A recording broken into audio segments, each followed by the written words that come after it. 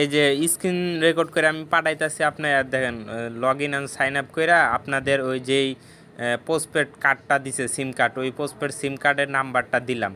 দেওয়ার পরে ওটিপি আমি পাঠাইলাম, যখন ওটিপি পাঠানোর পর ওই অ্যাপে তো থাকবে না কি, ওই অ্যাপে লগ ইন করার পরে, হ্যাঁ ওই অ্যাপে এই যে ওই এআই লাইভ লগ ইন করার পরে আপনার কোনো মানে মেসেজ আসে না আর কি, কোনো মেসেজ আসে না।